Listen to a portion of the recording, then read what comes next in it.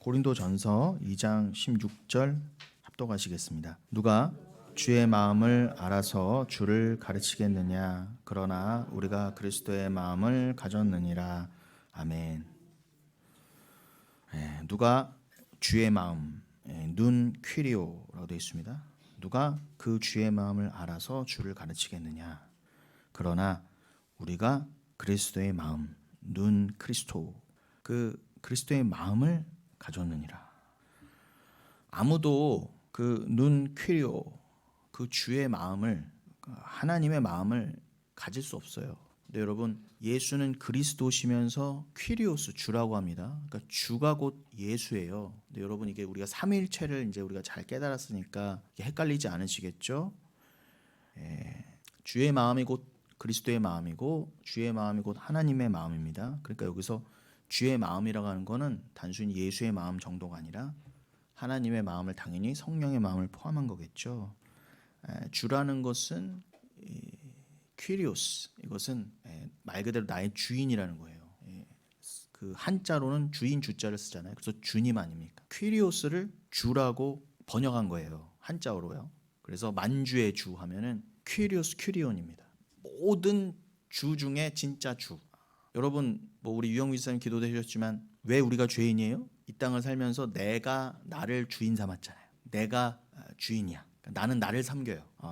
그게 죄입니다, 여러분. 우리의 주인은 원래 하나님밖에 없었는데 나를 주인 삼는 것, 내 인생의 방향타로서 내 목적과 내 삶의 목적, 육정이 따르는 대로요. 사람의 뜻, 이생의 자랑, 안목의 정욕, 이것이 난데, 이게 타락한 난데, 그 내가 이끄는 대로 그냥 나를 맡겨버리는 것, 주로 머리 삼지 않는 것, 주만을 주인 삼지 않는 게 죄입니다. 그게 죄의 본질이죠. 그러니까 여러분, 이 세상에 만주가 있는 게 맞아요. 만주라는 것은, 만명의 주라는 것은 여러분 그만큼 가득 찼다는 거잖아요. 딱 문자적인 만이라는 게 아니라, 만이라는 건 가득 찼다는 거잖아요. 모든 주, 다 자기가 주래요. 다 자기가 주님이래요. 다 자기가 내 인생의 주인이라고 합니다. 그러니까 내 뜻대로 사는 게 당연했죠. 그런데 여러분, 진짜 주는, 진짜 퀴리오스는 예수밖에 없어요. 그래서 만주의 주라는 것입니다.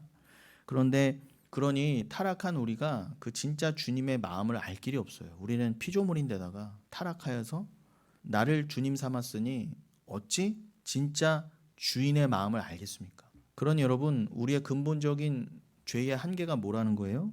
우리는 절대로 스스로 그 주의 마음, 눈 퀴리오, 이거를 알 길이 없었어요. 그러나 사도 바울이 뭐라고 말합니까? 그것이 우리의 현실이었는데, 그것이 우리의 실존이었는데, 그러나 복음이 제시되잖아요. 진정한 소망이 제시되잖아요. 그러나 우리가 어떤 마음을 가졌다? 눈 크리스토, 그리스도의 마음을 가졌다. 여러분, 주님의 마음, 즉 그리스도의 마음을 가졌다는 건 뭐예요? 우리 안에 우리 마음이 사라졌다는 거잖아요.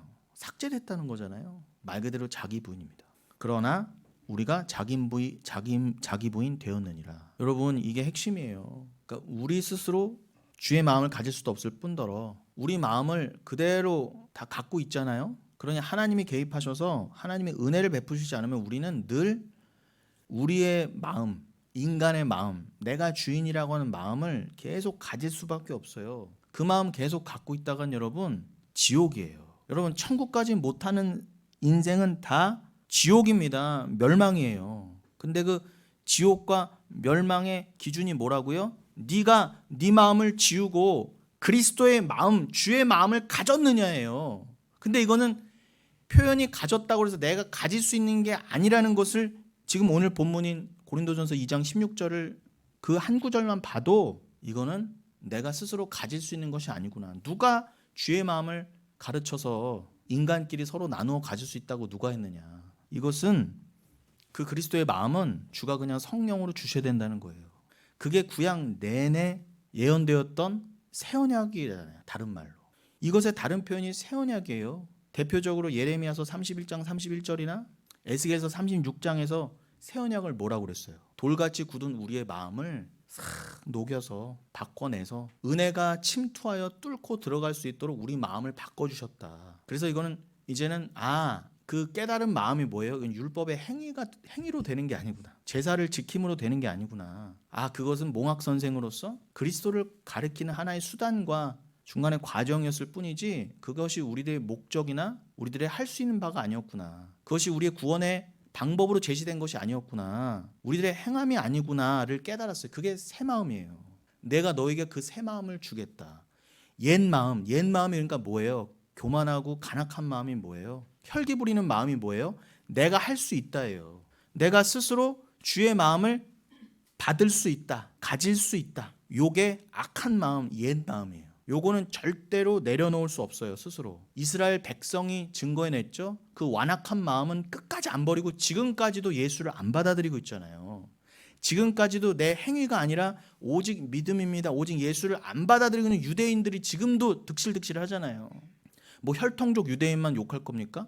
교회 다니면서도 머리 검은 유대인처럼 다니는 교인들이 99%잖아요. 오늘날 교회에서. 내가 하겠다. 내가 할 수 있다. 말은 오직 믿음이라고 말은 잘해요. 오직 은혜라고 은혜 그런 사람들일수록 할렐루야 은혜란 말은 잘해요. 그러나 그들이 가장 악한 자들이에요. 그리스도의 마음을 어떻게 가질 수 있는지를 못 깨닫고 못 전하고 있거든요. 그것은 이미 선지자들부터 구약의 선진들로부터 전해져 왔던 유일한 계시이자 구원을 위한 유일한 지혜예요. 그게 뭐라고요? 우리들의 그 돌같이 굳은 마음, 내가 스스로 행위로 구원받을 수 있다는 율법주의, 유대주의를 버려라. 그건 니들 스스로 죄인이기 때문에 못 버려. 그러니까 내가 은혜로 뚫고 들어가서 성령이 하실 거야, 그리스도가 하실 거야. 두고 봐. 이게 구약의 예언이잖아요. 대표적으로 예레미야, 에스겔이 말한 새 언약, 새 마음을 주겠다. 말 같게 씻어. 물과 같은 성령으로 말 같게 씻어. 너희 죄를 씻어. 우상 숭배라는 죄를 씻어. 너를 주인 삼은 그 죄를 씻어. 내가 하나님만을 딱 주인으로 삼은 그 그리스도의 마음을 너에게 주겠다. 진짜 정결하고 겸손한 마음을 주겠다. 다윗도 시편 51편에서 말한 그 성신이요, 정결한 마음이요, 그 예배드리고 싶은 마음이요, 그 마음을 너에게 주겠다. 자원하는 심령을 너에게 주겠다. 자원하는 심령이 뭐예요? 낙헌제로도 대표되잖아요. 감사제가 낙헌제, 자원제, 감사제 뭐 이런 거잖아요. 서원제가 들어가잖아요. 나데르, 네데르, 그게 서원제잖아요. 그게 다 감사제의 성격인데 한마디로 뭐예요? 그건 자원하는 거예요. 어떨 때 자원하는 심령이 나와요? 사도 다윗이 자원하는 심령을 달라고 외쳤잖아요. 성령이여 날 버리지 마시고 제발 성신만큼 내게 두셔서 하나님이여 나에게 자원하는 심령을 주소서 했잖아요. 그건 갈급한 심령이라고도 했습니다. 그게 그리스도의 마음이에요. 오늘 본문에 다른 말로 그 자원하는 심령이 뭐라고요? 감사가 아니면 나올 수 없어요. 자원이 어떻게 스스로 돼요? 자원하는 마음이 감사가 없이 억지로 돼요? 당분간은 되죠. 저 북한 김일성 체제처럼, 김정은 체제처럼 억지로는 수령동지 막 울고 불고 할 수는 있어요. 억지로 더 이렇게 해라 하면, 협박하면, 겁박하면 할 수 있단 말입니다. 힘으로 누르면. 그러나 그 체제는 어떤 체제도 오래가지 못해요. 반드시 망해요. 어떤 나라도 그런 식으로는 그 지도자는 영원하지 않아요. 역사가 증거했는데 내내 오늘날까지도 이 무지한 백성들이 그 역사를 통해 배우질 못하는 거예요. 그러나 여러분, 자원하는 심령은 내가 감사함으로 말 그대로 주님께 감사하는 심령 아닙니까? 우리는 이미 영생에 들어가 있는 존재들 한다면 영생을 자원하여 감사할 수 있어야 된다는 뜻인데, 그러려면 영원한 감사가 내 안에 들어와야 되잖아요. 그럼 내 마음이 완전히 옛 마음이 인간적인 마음이다 뜯어 고쳐지고 여기에 은혜만이 들어와서 오직 은혜로만 충만해야 영원한 감사가 나올 수 있어요. 교만한 마음이 사라진다니까요. 이 교만한 마음이 사라져야 선악과를 더 이상 범하지 않을 거 아닙니까? 아니, 천국에 선악과도 없다고 하셨지만 선악과가 있다 쳐요. 그 천국에 새하늘과 새 땅에 선악과가 없으니까 새하늘과 새 땅입니다. 근데 있다 쳐요. 있다고 해도 감사하는 마음이 가득 찼기 때문에 뭐가 비집고 들어올 수가 없어요. 그래서 미쳤어? 그걸 왜 따먹어? 그 선악과를 왜 범해? 예전에는 뱀의 꼬임을 받아서 당연했어요. 꼬임 받는 게 넘어가는 게 당연했는데, 그래서 우린 죄인이었다는 거예요. 선악과를 보면 범할 수밖에 없는 죄인이었다. 그게 너희였다. 그런 주제에 무슨 그리스도의 마음을 가져 니들이. 그런데 어떻게 해요? 그 마음을 주가 싹 바꿔주신 덕분에, 구원을 이루어주신 덕분에 완벽한 새로운 존재가 됐거든요. 고린도후서 5장 17절 말씀처럼 이전 것은 지나갔으니 보라 완벽한 새 창조의 새 피조물이 되었거든요. 그냥 이전 것의 리모델링이 아니에요. 고린도전서 15장 제발 좀 보세요. 뚝딱뚝딱 대충 우리가 입었던 거를 고치는 게 아니라니까. 그렇게 해서는 영생을 절대 못 살아요. 그래서 예수도 완벽하게 육을 입고 오셨다. 그 육을 죽이신 거예요. 제발 리모델링이 아니에요. 여러분 완벽하게 바뀌어야 돼요. 완벽하게. 그 일은 주님만이 하실 수 있어요. 그래 여러분 영원한 감사가 나올 수 있어요. 영원한 감사. 그러니 그 마음은 주만이 주실 수 있다는 것입니다. 여러분 이 복음의 본질, 오늘 본문 고린도전서 2장 16절로도 나눈 그 본질이에요. 그러니 여러분 이 복음과 이 지혜가 없이는 고린도전서 2장 전체에서 말하는 이 지혜의 결론이 이것이잖아요. 그리스도의 마음이다. 결국 십자가다. 이 지혜를 받지 못하면 여러분 영원한 지옥이에요. 천국과 지옥은 이것으로만 갈려요. 내 행위가 아닙니다. 이 땅에서 내가 얼마나 잘 먹고 잘 살고 착한 일을 많이 했느냐로 갈라지는 게 절대 아니에요. 그 인본주의가 벗겨지려면 여러분 어마어마한 은혜가 뚫고 들어와서 여러분을 완전히 갈아엎어야 돼요. 그게 어떻게 가능합니까 여러분? 인간 스스로가요. 이 그리스도의 마음, 이 그리스도의 마음을 우리가 그 고린도전서에서는 이 그리스도의 마음으로 결론을 지었는데, 지난주에 우리가 이 고린도전서 2장을 그렇게 나누면서 오늘 다시 한번 이 16절을 위해서 좀 8절부터 보자고 했었죠. 자, 우리 한번 8절로 올라가겠습니다. 우리가 오늘 결론으로 도출한 2장 16절을 더욱 선명하게 하기 위해서 그 고린도전서 2장의 문맥을 봐야 된다는 것이죠. 8절, 이 지혜는 이 세대의 통치자들이 한 사람도 알지 못하였나니 만일 알았더라면 영광의 주를 십자가에 못 박지 아니하였으리라. 자, 여러분 이 지혜가 뭐예요?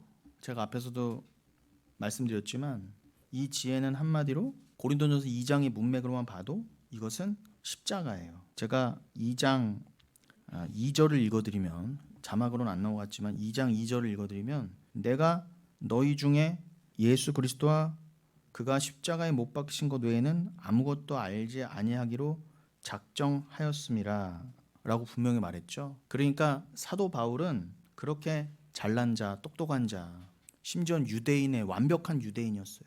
그랬던 자가 하는 말이 뭐예요? 그런 것은 다 분토다.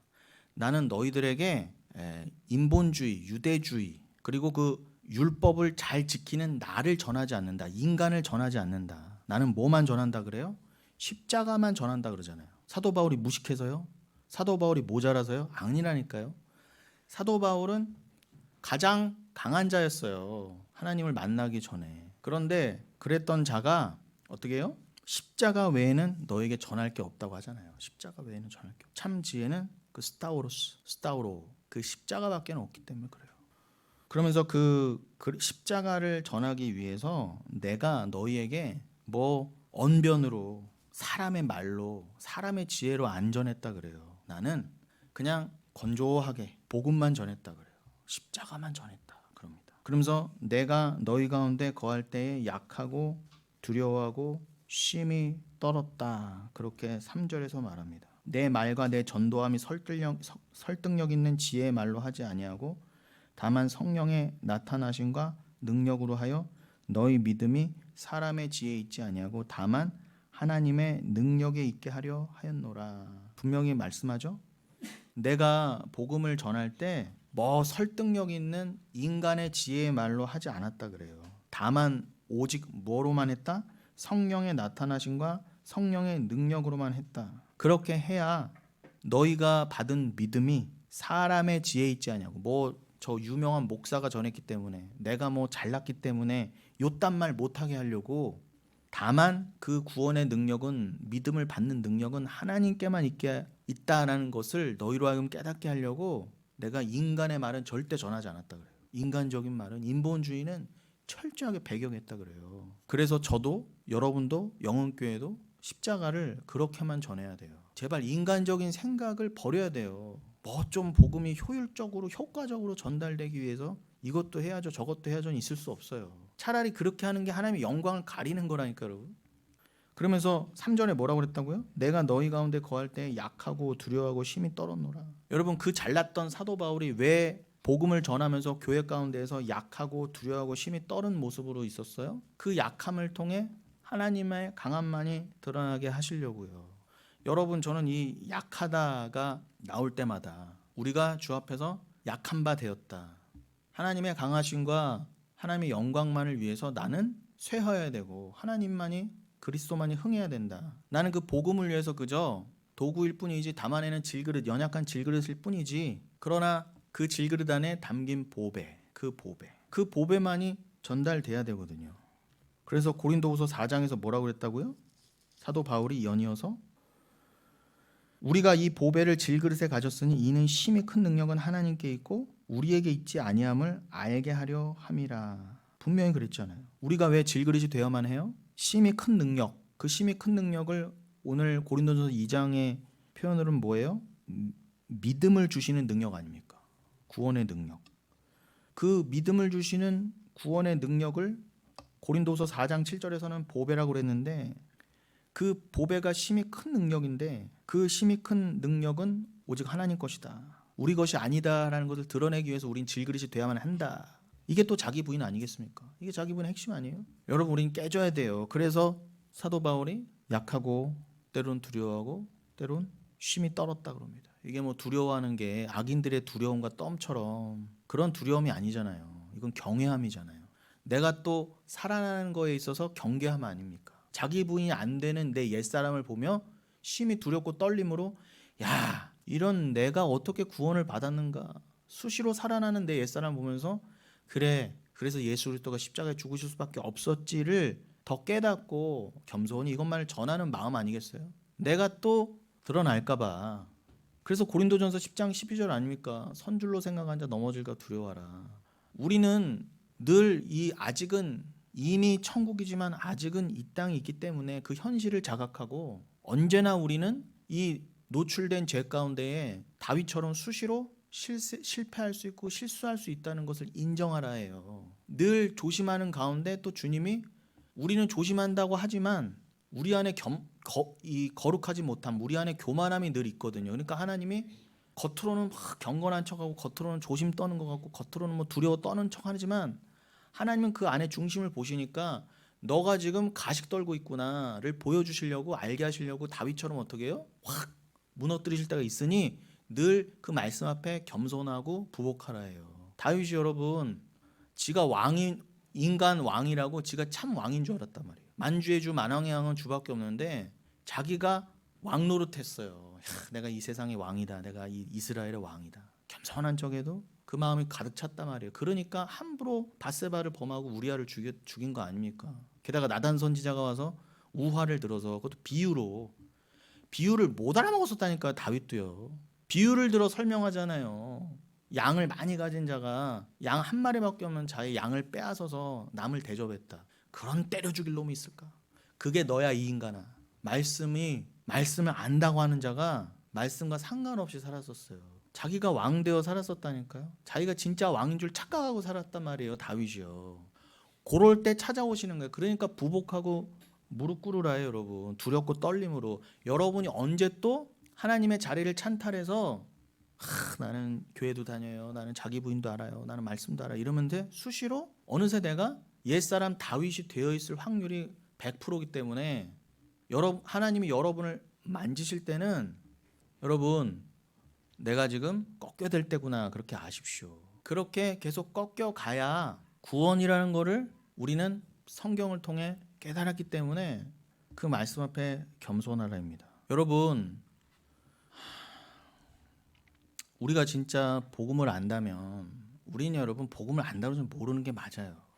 여러분, 우리가 천국 들어갈 때, 제가 고린도전서 15장도 언급했지만, 이 육신이 상징하는 바 옛 것은 천국과 전혀 상관이 없어요. 다 내려놓고 가셔야 돼요. 뭐 여러분들이 지금 너무나 가꾸는 그 몸이요, 건강 매일 찍어 바르고 영양 크림 바르고, 아니 뭐 그거 자체가 잘못됐다는 건 아니지만 생각해 보세요. 너무 가꾸잖아요. 늘 예뻐 보이려고 그러고 늘 젊어 보이려고 하고, 어떻게든 좀 더 맛있는 거 먹으려고 그러고, 어떻게든 내 몸에 좋은 거 먹으려고 하고. 여러분, 그렇게 아끼는 거 천국에 못 갖고 갑니다. 아까워서 어떻게 하실라 그래요? 여러분 지금 소중히 여기는 뭐 집, 차, 뭐 주식, 채권, 통장에 돈 다 내려놓고 가셔야 돼요. 어차피 못 갖고 가는 거예요. 그런데 하나님 미리 좀 털어 가신다는데 그렇게 불만입니까? 왜 불만이에요?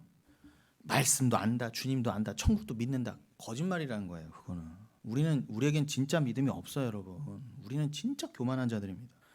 아무리 믿어요, 하나님 사랑해요 해도요. 여러분 딱 세상 재리만 세상을 뭐 다도 아니야. 조금만 갖다 놔도요. 금방 흔들흔들하는 게 우리란 말이에요. 아니, 상식적으로 우리가 다 놓고 가는 게 맞는데 그렇게 안타까워 그렇게 하나님께 삿대질하는 게 맞냐 말이에요. 그게 반역의 마음이에요. 그거는 바로 죽음으로써도 못 갚는 겁니다. 그 죄는요. 그냥 죽어야 돼요. 그 자리에서. 조금만 그 반역의 마음만 품어도 조선왕조 500년에도 여러분 역심만 품어도 3족을 멸했단 말이에요. 3대를 멸했어요. 하나님 나라에선 당연한 거예요. 그러니 여러분 이게 완벽히 안 되는데 수시로 뭐예요? 제가 아무리 설교자가 여러분 주 앞에서는 항상 약하고 두렵고 떨림입니다. 보이지도 않는 하나님 나라의 통치를 위해서 여러분 비워내야 됩니다. 여러분에게 찾아오는 고난을 기뻐하십시오. 자기 부인입니다. 안 들려요. 그냥 화가 나는 거예요. 짜증나는 거예요. 듣기 싫은 거죠. 너의 십자가를 지고 나를 따르라는 자기 부인의 말씀이 싫은 거예요. 싫은데 속에서 아우 저 인간은 오늘도 저 말만 하네. 조금만 더 좋은 말 같이 해주면 안 돼? 요번 주는 그 말 했으면 다음 주는 좀 내가 좋아하는 말 좀 해주면 안 돼? 이렇게 된다니까요. 아니에요 여러분. 이 말씀도 곧 끝이에요 여러분. 너무 그렇게 지겨워하지 마세요. 왕과 거지 그 소설도 있잖아요. 초등학생도 아는. 그러고 보니까 오늘 예지가 왜 안 왔지? 네, 위에요. 네, 예지야 잘 들어라. 왕과 거지 다 알아요. 근데 여러분 그 거지가 왕자인 줄 알고 그거 다 오해받았긴 했지만 아무튼 왕궁 들어갈 때요. 들어가자마자 어떻게 됐어요? 거지 옷 다 벗었습니다. 깨끗이 씻었어요. 뭐 거지일 때 쓰던 밥그릇, 동양그릇, 누더기, 지팡이 이런 거 필요해요? 왕궁만 더럽히는 거예요. 근데 우리가 이 땅에서 아무리 누리던 거라고 해봐야 100평짜리 아파트 뭐 기가 막힌 뭐 그런 거요 다 거지가 갖고 있던 거에 불과해. 그것조차도 안 돼요. 그거 좀 미리 털어가시겠다는데 여러분의 구원을 위해서 좀 건강과 여러분의 재산으로 상징된 그거 좀 털어가시겠다는데 뭐가 그렇게 불만입니까? 믿음이 없다는 뜻이에요. 저부터도 탕자요. 아버지 집에 돌아갈 때 그 입던 누더기 옷, 그 손에 들고 있던 주머니에 한 움큼 들어가 있던 쥐염 열매요. 그 케라시스 쥐염 열매, 그 구주콩나무 열매잖아요. 그건 돼지나 먹던 거예요. 영이 없는 것들은 다 짐승입니다. 이 땅에 인간들만 좀비들이나 먹던 것들이에요. 그 아무리 좋은 아파트, 아무리 좋은 것들이어도 그건 구주콩나무보다 안 되는 거였어요. 근데 여기서는 다 돼지 새끼들처럼 아각거리면서 그거나 달라고 하지. 진주 던져주면요. 진짜 이게 지혜야 보배야라고 말씀 던져주면 그거를 여러분 돼지가 썩은 음식이나 달라고 그러지 진주 던져주면요. 불평불만하고 뒷발로 차잖아요. 돼지가. 우리가 그랬다니까요. 이게 복음이야로 던져주면 나 이런 거 필요 없어. 아각 그냥 먹다 남은 음식이나 줘. 그 쥐염 열매나 줘. 구주콩나무나 줘. 교회에서 다 그 짓들 하고 있는 거예요. 심각합니다 여러분. 그럼 이 세상이 너무 좋은 거예요. 그런데 여러분 탕자고 다 벗고 들어갔어요. 다 버리고 들어갔어요. 아버지 집에. 근데 그거 좀 미리 털어가시겠다는데 너무 불만이 많은 거예요. 자기 부인을 안 믿는 거예요. 못 믿는 거예요. 그래서 주님이 천국 복음을 전하시면서 회개하라 하신 거예요. 회개하라. 야 기뻐하라. 그 이전에 회개하라가 먼저예요. 왜요? 회개 안 하면 너 천국 못 들어간다. 너 아직도 그거 자기 부인 안 돼 있잖아. 너 천국 없어 이 인간아. 아무리 말씀하셔도 안 듣는 거예요. 그러니까 그 회개하라 없이 뭐예요? 기쁘다 구조 절대 긍정 무조건 복입니다 평안입니다 이 짓 하고 있었어요. 아니에요. 그거는 천국에서 완성되는 거예요. 이 땅에서 구할 게 아니라 말입니다. 이 땅에서는 그 진짜 행복과 만족과 복음을 진짜 예배를 위해서 여러분을 폭풍처럼 인도해 가세요. 그래봐야 한 인생이에요. 영원에 비하면 아무것도 아니에요. 그거 빨리 겪어내시고 당당하게 천국 들어가세요. 그렇게 구차하게 구주 콩나무 좀 더 달라고 그러고 이렇게 징징거리지 말고요. 제가 가장 악랄하다고 여기는 노래 중에 하나가 뭔지 아세요? 이건 진짜 사탄의 노래다. 이거는 대중가요지만 이건 정말 사탄의 노래다 하는 것 중에 하나가 백세 인생이라는 노래가 있어요. 어르신들 되게 좋아합니다. 맨날 틀고 있고 막 60세에 저 세상에서 날 오라 하거든. 뭐라 그래요? 60세에 저 세상에서 날 오라 하거든 뭐라고 답하라고요? 나 아직 젊어서 못 간다 그래라. 70세에 저 세상에서 날 오라 하거든 뭐라고 답하래요? 나 아직 할 일 많아서 못 가겠다. 80세에 날 데리러 오거든 뭐라고 답하라고요? 알려줘. 그렇게 말해주고 천국을 거부하세요. 뭐라고 한다고요? 80세에 날 데려오면 뭐라 하더라? 아직 쓸만하니까 못 간다 전해라. 그래요. 나 진짜 쓸만하니까 나 아직. 90세에 뭐라고요? 그때는 뭐라고 대답해야 돼요 여러분? 뭐라고 가르쳐 이 세상은? 내가 알아서 갈 테니 재촉하지 말아라. 그러고 말하래요. 가장 악한 노래예요. 개똥밭에 굴러서 이 땅에 좋다는 거죠. 근데요 그따위 인본주의를 교회에서도 가르치더란 말입니다. 세상은 그렇다 쳐요. 왜 교회에서 그러고 앉았냐 말이에요. 그거 웃고 넘길 일 아닙니다 여러분. 저는 지금 너무 지금 막 속이 상해요. 그거 농담 아니에요 여러분. 그거 사단의 노래예요. 엉뚱한 거에다 대고 영적 전쟁하고 앉아있지 마시고 그런 거나 구별하세요. 가장 악한 노래입니다. 가장 인본주의적이에요. 지들이 뭔데 감히 천국 지옥을 논하고 있어요. 천국 지옥을 내가 조절하는 거 맞아요? 그 천국도 내가 100세까지 살고 가겠다. 누가 그래요? 그게 그냥 악하다잖아요. 악한 것. 예수님도 누가복음 12장에서 뭐라고요? 네 영혼을 내가 오늘 밤 가져갈지도 모르는데 그게 네가 내 앞에서 하는 그 말이 맞니? 여러분 다른 게 악한 게 아니라니까요. 세상 착하고도요. 그 노래처럼 사는 게 가장 악한 거예요 여러분. 제발 회개하십시오. 회개하십시오. 그 회개는 성령의 지혜가 아니고는 회개가 안 돼요. 그래서 사도 바울이 수시로 그 세상에 조금이라도 마음이 가는 나 여러분의 마음을 지금 잡고 있는 게 뭐예요? 그걸 자꾸 털어가실 때 아파도 여러분 감사해 하세요. 자원하십시오. 제발 자원하는 심령을 내놓으십시오. 여러분 지금 하나님만 이 급박한 말세지 말에 하나님만 집중하라고 여러분을 털어가실 때 힘들지만 감사하시라니까요. 그건 성도에게만 나오는 감사예요. 만약에 여러분이 지금 하나님이 그냥 내버려 두시잖아요. 세상 가운데 여러분 절대 하나님께 집중하지 못해요. 너무 세상이 좋고 세상에 집중하느라 소돔과 고모라의 그 롯의 아내처럼 뛰쳐나올 생각을 못 한다니까요. 세상이 너무 좋아.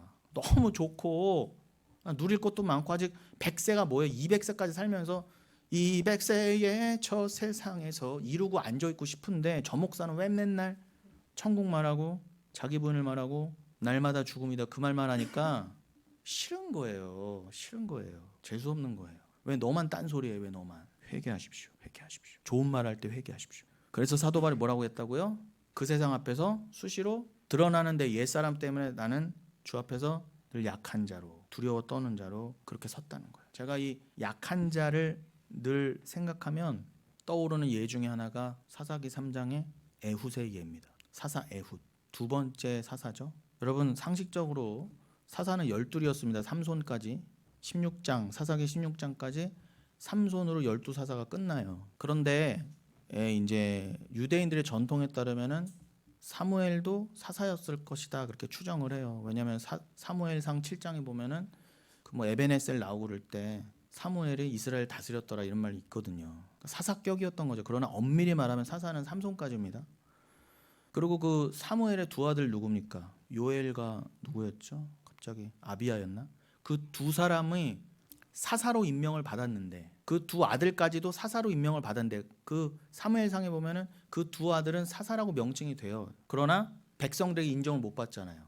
그러니까 진정한 사사는 삼손으로 끝나는 게 맞아요. 근데 그 12사사 중에 두 번째 사사가 베냐민 지파 출신의 에훗입니다. 이 에훗이 18년간 모압 왕 에글론에게 공물을 갖다 바쳐요. 여러분 무려 18년을 이방 왕에게 그 모압 왕은요 암몬에게도 영향을 주는 사람이었고 아말렉에게도 영향을 주는 사람이었어요. 모압 왕인데 얼마나 강성했는지 그 남쪽의 암몬과 더 남쪽의 아말렉까지 말 한마디면 다 군사를 동원할 수 있는 존재였다니까. 살이 아주 너무 쪄서 아주 초고도 비만 정도의 사람이었던 것 같아요. 에글론이. 근데 그 인간에게 힘들어서 그 밑에서 찍소리 못하고 이스라엘인데 18년 동안 세금을 갖다 바쳤던 게 에훗이었어요. 여러분 뭐가 잘났어요? 여러분 복음서에서는 세리와 창녀가 죄인의 대표죠. 그러니 이 에훗은요 죄인 중에 죄인이었어요. 그렇게 이스라엘을 구워 삶아서 자기 동족으로부터 진상품을 수거해서 공물을 갖다 바쳤던 자였다니까요. 근데 하나님이 그를 쓰시더라요. 기름 부음 받아서. 여러분 얘기 아닙니까? 우리가 죄인 중에 괴수였어요. 사도 바울 얘기처럼. 그랬던 우리를 기름 부으셔서 어떻게 해요? 심지어 그 인간은 왼손잡이였다고 그래요. 여러분 제가 왜 굳이 또 왼손잡이 얘기하냐면 우리가 지금 계속 오른편, 오른손 얘기를 하던 중이었잖아요. 하나님의 우편. 그래서 제가 에웃의 왼손잡이 얘기를 굳이 하는 겁니다. 근데 여러분 이 왼손잡이가요. 원어에 보면요. 직역을 하면은 단순히 난 왼손잡이야. 오른손도 쓸 수 있는데 왼손을 주로 쓰는 그 일반적인 왼손잡이가 아니에요. 원래 오른손잡이였는데 오른손이 어떤 이유에서인지 모르겠지만 오른손이 다친 자라고 나와 있어요. 원어에 보면 오른손을 못 쓰게 된 자, 장애인을 말해요. 거의 장애인급. 오른손을 쓰고 싶어도 못 쓰는 자. 그러니까 어쩔 수 없이 왼손을 쓰는 자가 에웃이었단 말입니다. 그러니까 여러분 연약한 중에 연약함을 말해요. 팔병신에다가 어떻게 해요? 18년 동안 굽신굽신하던 인간이에요. 그게 우리였어요. 죄인 된 우리. 그런 자를 주님이 일부러 약한 자를 사사로 세우십니다. 그래서 에글론 앞에 나아가죠. 여러분 왕 앞에 나아가는데 아무도 제재를 안 했어요. 왜요? 너같이 연약한 게 무슨 왕을 해야 할 수가 있겠냐. 지금요 오른쪽 다리에 한 규빗짜리 칼을 숨겼단 말이에요. 40cm가 넘는 칼을 숨겼는데 그걸 못 알아봤습니다. 그리고 그냥 들여보냈다니까요. 그리고 에글론 앞에 독대했을 때 어떻게 해요? 왼손으로 그 칼을 빼들어 찔러 죽였어요. 그런데 얼마나 그 칼이 들어갔는지 칼 자루까지 다 들어가서 몸을 관통했다 그러죠.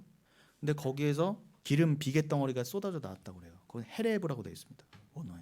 여러분 그 기름덩이 헤레브는 어디에 쓰이는 말이냐? 제사에 쓰이는 말이에요. 기름을 하나님께 드려라 할 때 그 기름이요. 그리고 기름을 그 기름 있잖아요. 기름 그 아주 좋은 기름 그거는 문학적으로 하나님께 드릴 만한 가장 최상의 그 부위를 말하기도 하지만 또 헤레브는 어떤 뜻? 그 완전히 비계덩어리 있잖아요. 못 쓰는 거, 버려야 되는 것들. 그러니까 이 에글론에서 나온 비계덩어리는요, 이 헤레브는 그러니까 이 가장 기름진 것이라고 표현된 하나님께 드릴 만한 가장 좋은 게 아니라 버려야 되는 기름을 뜻하는 거예요. 아무짝에 쓸모없는 비계덩어리. 그런데 우리나라 성경에는 이상하게 거의 번역이 안 됐는데 그걸 찔러 넣었을 때 비계덩어리와 함께 뭐가 나왔다고 그러냐? 똥이 가득 나왔다고 그래요. 배설물이. 여러분 그게 또 우리 모습이에요.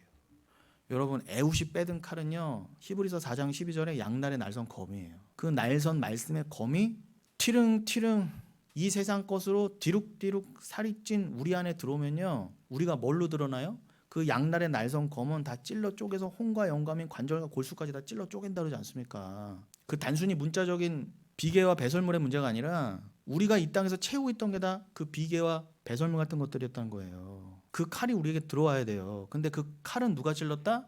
왼손잡이 에웃이. 여러분 그 에웃은 우리인과 동시에 그 에웃은 사사잖아요. 사사. 거기서 심지어는 사사기 3장에서는 구원자를 너에게 보냈다 그래요. 모시아라고 나와 있어요. 그 원어에. 모시아 메시아입니다. 에웃은 우리인과 동시에 우리를 위해 오신 메시아의 상징이었다니까 여러분. 근데 그 메시아가 어떤 모습으로 왔다? 팔병신의 왼손잡이로 오신 거예요. 예수가. 그래서 이사야서 53장입니다. 그 예수는요 아무도 못 알아봤는 거예요.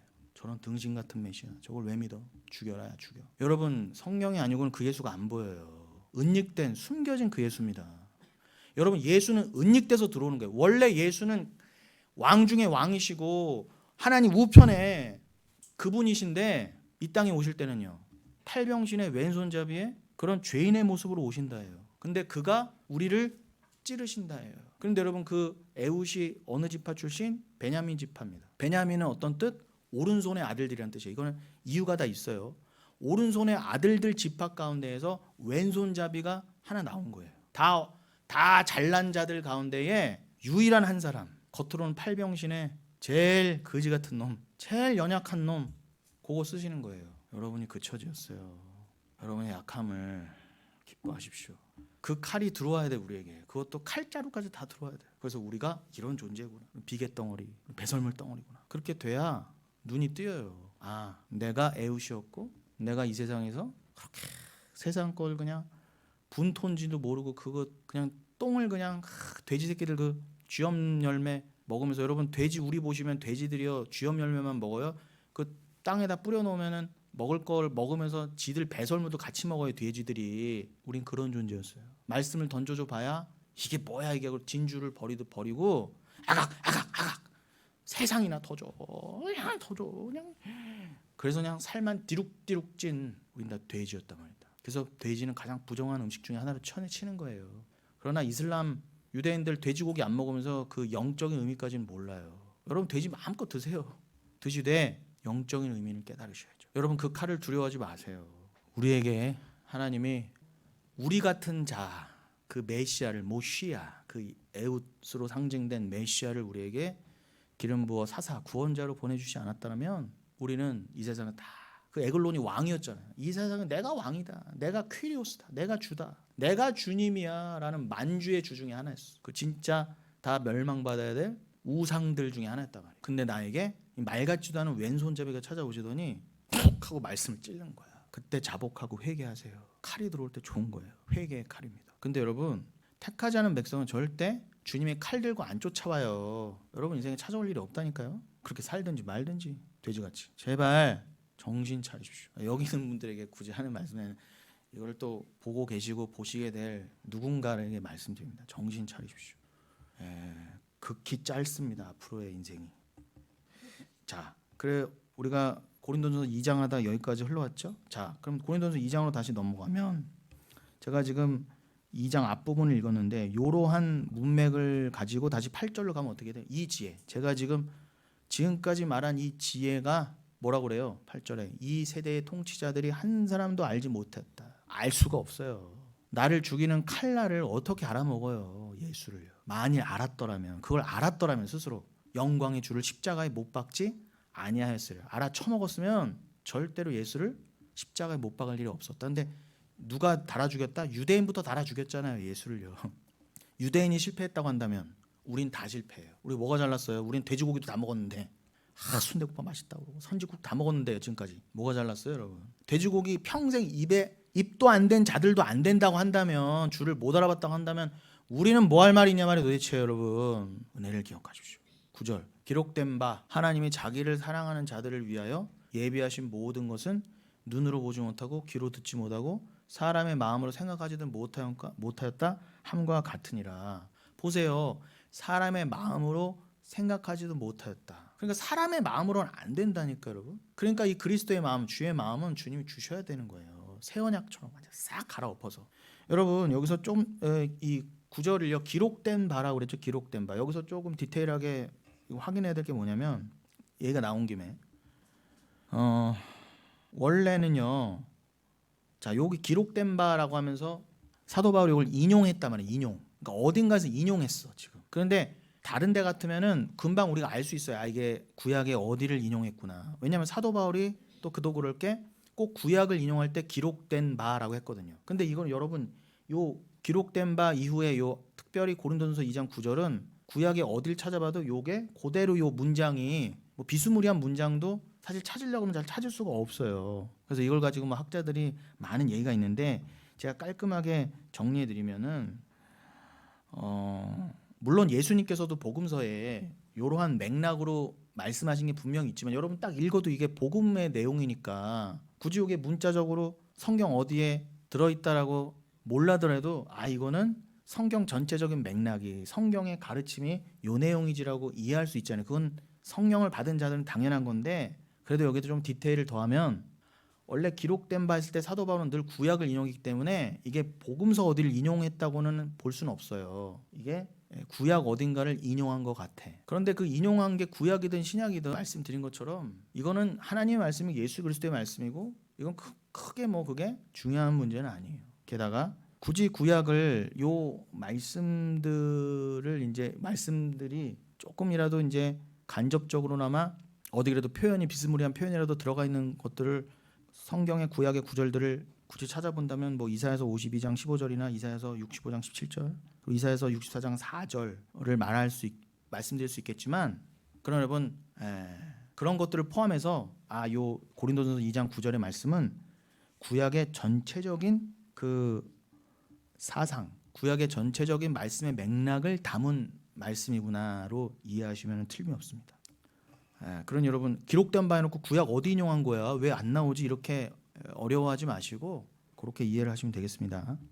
이게 어디 뭐 이사야서 몇 장 몇 절이다 명확히는 우리가 알 수 없어도 그것들을 다 포함한 선지자의 글들과 예언자의 글들, 율법의 글들 이거를 다 포함한 맥락의 구약의 전체적인 그 사상이 구약의 전체적인 복음의 맥락이 들어가 있는 말씀이구나 이해하신과 동시에 예수님께서도 당연히 지금 사도 바울이 받은 이 말씀을 그대로 받아 이런 맥락의 말씀을 그대로 받아 신약의 특히 복음서에 선포하시고 그래 구약의 그 내용들이 바로 내가 전하는 이 복음 나야 나라고 하는 이 구원의 지혜를 말하는 거라고 말씀하셨다는 건 당연하다는 거예요. 자 그러면서 10절에 뭐라고 합니까? 오직 하나님의 성령으로 이것을 우리에게 보이셨으니 성령은 모든 것 곧 하나님의 깊은 것까지도 통달하시느니라. 통달하다 에라우나오. 하나님의 마음은 성령만 통달하실 수 있다는 거죠. 그러니 우리가 오늘 결론으로 읽은 그 주의 마음 하나님의 마음을 우리가 가지려면 어떻게 해요? 성령의 도움 없이는 안 된다는 거예요. 그건 성령의 일이라는 것입니다. 11절 사람의 일을 사람의 속에 있는 영 외에 누가 알리요? 이와 같이 하나님의 일도 하나님의 영 외에는 아무도 알지 못하느니라. 하나님의 일, 구원의 일이죠. 하나님 나라의 완성.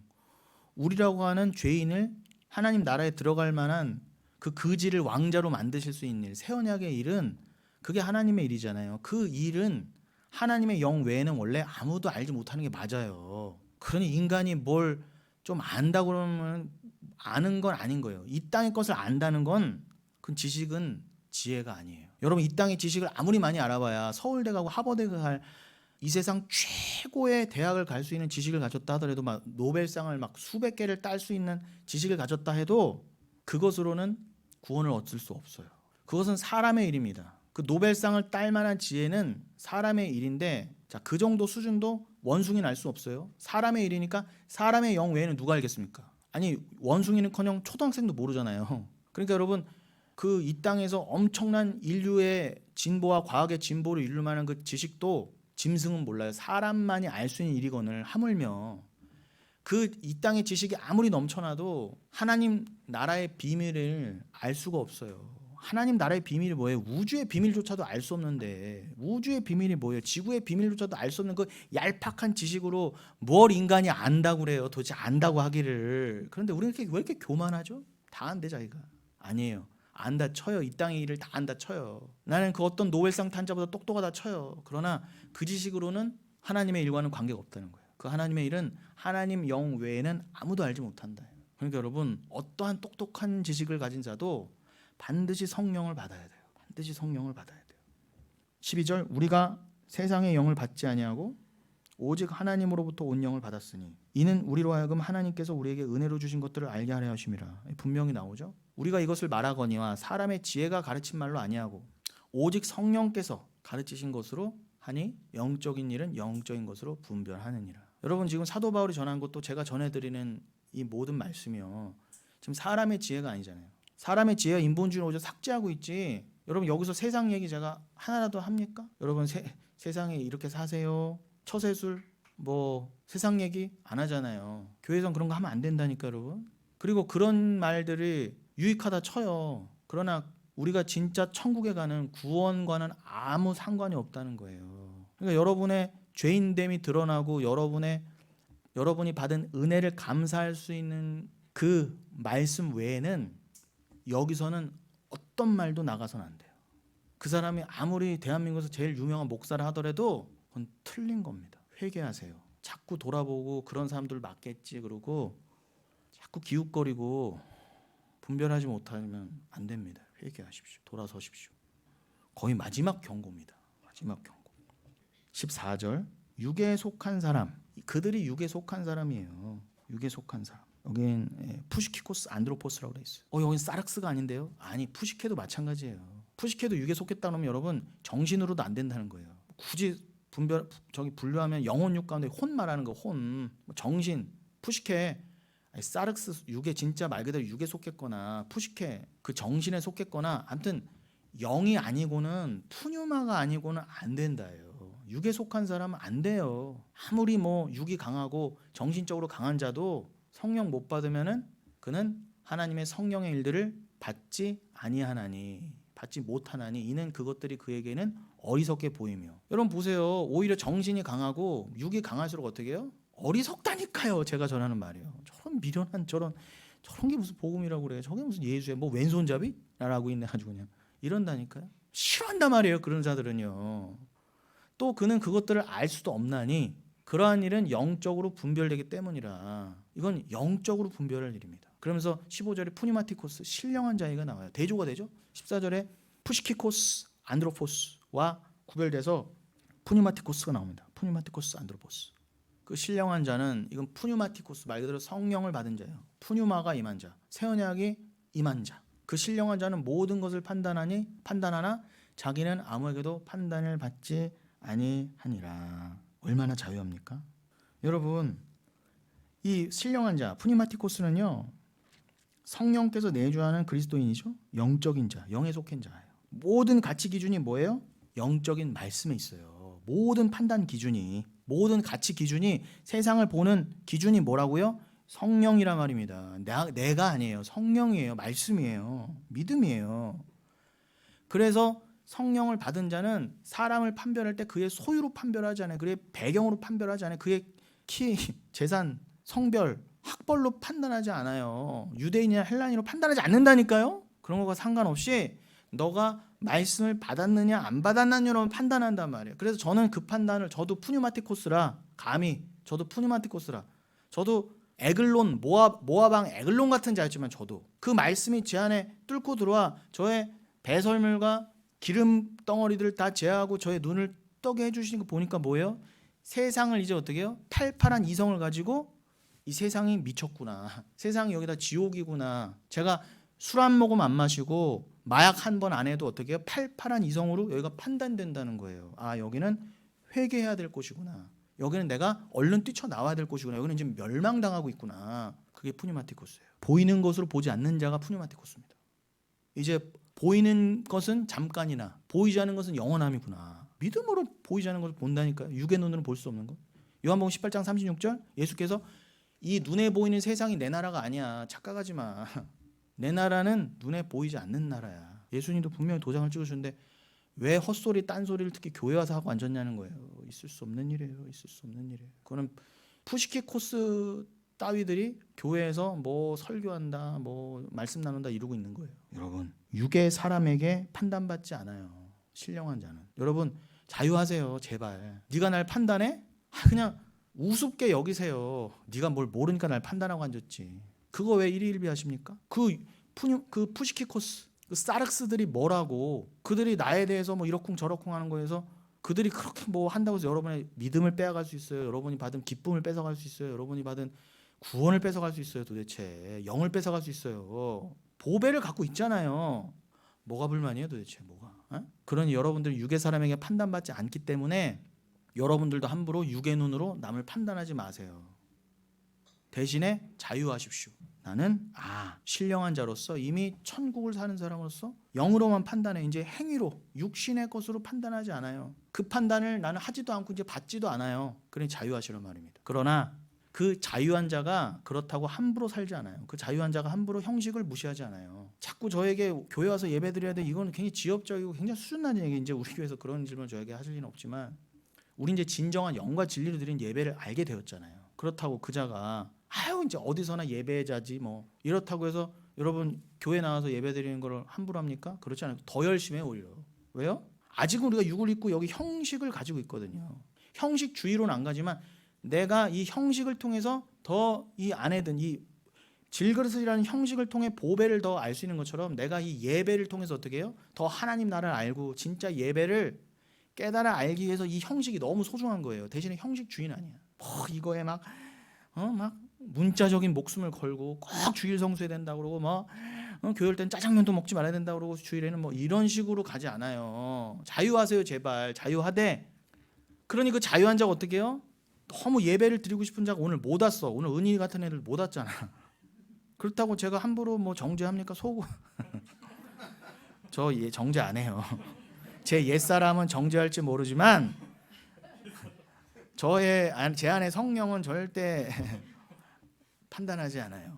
그러나 그 말씀에 안 분들도 이미 형식이 깨어진 거에 대해서 누구보다 아파할 거예요 지금요. 그러나 서로 너 왜 단순히 눈에 보이는 걸로 왜 했어 안 했어로는 서로 판단할 수 없어요. 판단 받을 필요도 없고요. 그러나 말씀이 들어온 자는 어느 순간 형식주의는 아니지만 형식에도 최선을 다하고 있단 말이에요.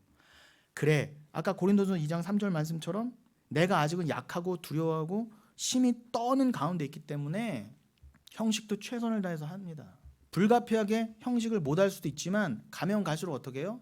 믿음이 그 상황을 뛰어넘어요. 웬만한 걸로 변명이 되고 타협이 안 된단 말입니다. 그렇다고 야 네가 항상 주일 성수하는구나, 넌 착한 애구나, 이런 말도 안 나오고요. 그 한 주 좀 빠졌다고 해서 막 정죄가 나가고 당신 오늘 예배 안 드리고 어디 갔으니까 너 다리 부러질 거야, 이런 말이 나올 수도 없는 거예요. 어디 가서 사고나 나라 막 이런 말 그럴 수 없는 거죠. 근데 왜 우린 다 유치하고 지엽적인 거에 갇혀 있어요. 왜 그래요? 왜 도대체? 제발 긍휼히 여겨주시되 여러분을 보세요. 나도 그래. 어느 순간 상황이 되면 나도 당담할 수 없는 사람이지. 그래, 내가 지금 육신으로 형식을 기할 수 있을 때 최선을 다하되, 내가 이렇게 최선을 다해서 형식을 기해서 내가 깨달은 주님, 내가 어떤 상황과 환경에 빠지더라도, 내가 어떤 연약한 상황에 빠지더라도 그래, 난 어디서나 영과 진리로 예배 드려야지. 그래, 신앙생활이라는 게 나 혼자 하는 것이 아니잖아. 왜 우리를 교회로 묶어주셨는가. 이 형식을 기해보면서 저 눈에 보이지 않는 교회, 이 눈에 보이는 교회를 통해 눈에 보이지 않는 교회를 더 소망하고, 여기서 모여서 치고받고 지지고 볶고 하면서 어떻게 해요? 그래, 우린 연약하지, 죄인이지. 그래, 여기는 이 여기가 교회라 하더라도 영혼교회조차도 눈에 보이는 교회는 영원한 게 아니지. 그래, 우리는 진짜 영원한 교회. 어떠한 판단이나 어떠한 정죄나 어떠한 섭섭함도 없는, 아픔도 없는 교회를 꿈꾸십시오. 그래서 나오시라는 거예요. 그래서 형식의 예배도 드리시라는 거예요. 그걸 깨달은 분들은 여러분 어떠한 형식주의자보다 열심히 잘 예배를 드릴 수 있어요. 그 어떤 누구보다 헌금 열심히 드릴 수 있다니까요. 우리 교회는 늦더라도 그걸 추구하는 거예요. 해라 하지 말아야 얘기가 아닙니다. 그러니까 제가 괜히 못해서, 여러분 제가 막 성격이 막 소심하고 막 제가 막 싫은 말 못해서 안 하는 거 아니에요, 여러분. 하려면 저 정말 독하게 할 수 있다니까요. 여러분 막 휘몰아쳐 갖고 할 수 있어요, 저도. 네, 못 하는 것뿐입니다. 안 하는 것뿐입니다. 여러분, 자, 그 15절까지 읽었죠? 그러면서 16절 뭐라고요? 누가 주의 마음을 알아서 주를 가르치겠느냐? 그러나 우리가 그리스도의 마음을 가졌느니라. 예. 그러면서 여러분 이제 집에 가셔서, 오늘은 우리가 여기까지 읽었지만 이제 그 3장으로 넘어갈 때, 그래서 3장 1절에 형제들아, 내가 신령한 자들을 대함과 같이 너희에게 말할 수 없어서 육신에 속한 자, 곧 그리스도 안에서 어린아이들을 대함과 같이 하노라. 육신에 속한 자가 대조되어 나오는 거예요. 이 고린도 교회 사람들이 사도 바울이 봤을 때는 뭐 교회 다닌다, 뭐 예수 믿는다 하는데 아무리 봐도 육신에 속한 자예요. 푸뉴마티코스가 아니에요. 사르스예요. 그래서 고린도서 2장의 표현을 하면은 그 동일한 육에 속한 자라고 한글로는 표현했지만 고린도서 2장의 표현을 하면은 푸시키코스고, 드디어 3장 1절에서 뭐가 나와요? 사르키노스가 나와요. 사도 바울이 봤을 때는 고린도서 2장 니들이 뭐 정신적으로 어쩌다 해도 니들 어차피 육에 속한 사람이에요. 고린도서 3장에 니들 뭐 교회 다니고 그지? 뭐 신령한 척하고 뭐 나는 방언도 한다 뭐도 한다 하지만 내가 보기엔 너희는 사르키노스야. 니들은 다 어차피 다 육에 속한 사람이야. 그러니 내가 너희들 그렇게 육의 것을 가지고 판단하는 너희들에게 내가 어떻게 영적인 것을 말해줄 수가 있겠니? 내가 너희를 도저히 어린애 치고 외에는 할 수가 없구나. 내가 너희와 이제 장성한 성인으로서 천국을 논하고 눈에 보이지 않는 것을 논하고 이 푸뉴마티코스로 대해주고 싶은데 니들 그런 상황이에요. 우리 사도 바울 형님 얼마나 답답하셨을까. 저도 이렇게 답답한데. 자, 그래서 여러분 오늘은 좀 여기까지 해야 되겠습니다. 예. 여러분, 하나님은 영이십니다. 그러므로 우리는 하나님의 일, 그 영의 일은 성령으로만 가능해요. 특별히 요한일서 4장 8절에서는 사랑하지 아니하는 자는 하나님을 알지 못하나니 이는 하나님은 사랑이심이라 그랬어요. 성령의 일, 영의 일을 뭐라고 표현했다고요? 요한일서 4장 8절에서는 사랑이라고 표현했어요. 그런 여러분, 성령을 받지 못한 자는 사랑을 모르는 거예요. 참사랑, 아가페를 모르는 거예요. 사랑을 모르는 건 뭐예요? 하나님을 모르는 거예요. 하나님은 영이시기 때문에, 하나님은 사랑이시기 때문에 여러분 성령을 받아 참사랑, 그 그리스도의 십자가로 깨닫는 그 사랑이 아니고는 절대 하나님을 알 수도 없고 볼 수도 없어요. 그러면 지옥이에요. 이 땅에 묶여 있다가 지옥 가는 것입니다. 그래서 오늘 말씀을 잊지 마시고 여러분 이번 한 주도 힘내시고 그 예수와 함께 여러분의 죄와 옛사람이 실컷 드러나는 가운데 다윗처럼, 사도 바울처럼 에훗처럼 여러분의 약함이 곧 하나님의 강함이라는 그 믿음으로 그럴수록 말씀을 더 부여잡고 여러분의 옛사람이